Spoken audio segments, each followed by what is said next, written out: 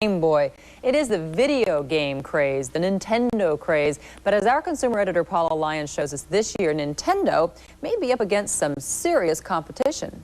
It's your Game Boy. I give it an A. Nintendo. We're in the thick of television's annual commercial assault. Video game makers are spending $155 million in their battle for the consumer's buck, even though there's never been much of a contest out there.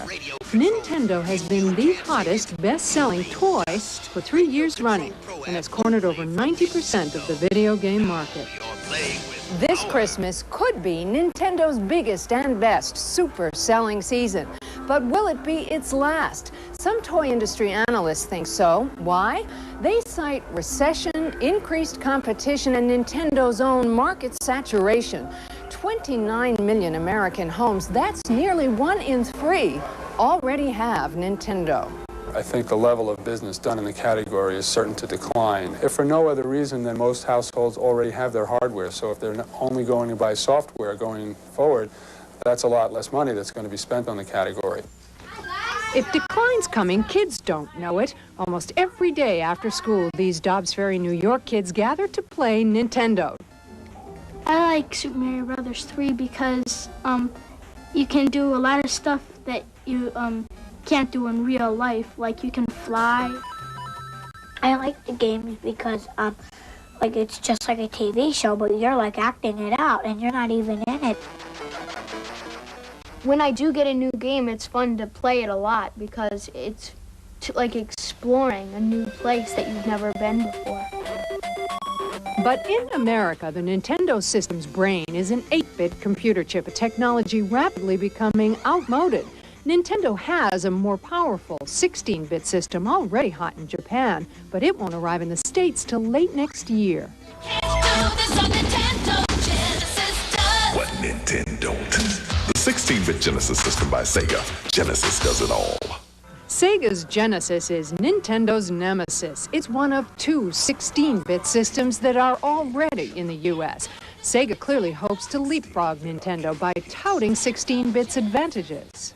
You get better graphics, more levels of play, better animation on the screen, longer games, just more fun to play. Our sales right now are up about 50% versus a year ago at the consumer level. The market is down. I think that's an indication of where the consumer is going. Nintendo, however, does not plan to relinquish any ground. It says technology's only one thing. First and foremost, it's games. It's always games. It's like opening up a new movie theater that's got 16 stereophonic sound. If you don't have any fun movies to watch, who's going to go? Until Nintendo debuts its Super System here, its customers' appetite for new gadgets is being sated by Game Boy, a portable handheld machine some commercials target at adults. You don't stop playing because you get old. But you could get old if you stop playing. Originally, video games were toys. They were boy toys. But now we're seeing about 40% of the users are adult, over 18. About 30% of the users are female. It's no longer a boy toy. It's a form of entertainment. As game fanatics know, all this fun does not come inexpensively. The hardware for Nintendo's basic 8-bit system is about $100, with additional games about $30. Really popular ones like this play-action football can cost $50. Bad enough. Move on to 16-bit technology like Sega's and NEC's, and the hardware costs $200 and games $50 to $70. There are 2 big questions. Will enough parents be willing to shell out that kind of money after already investing heavily in 8-bit systems and games? And will they remain loyal to Nintendo if and when they do upgrade? The answers to those questions may very well define the future of the video game industry. And Paula is with us right now. Paula, just how much of a threat is this? Because the reports say they're on their last leg, the major competition.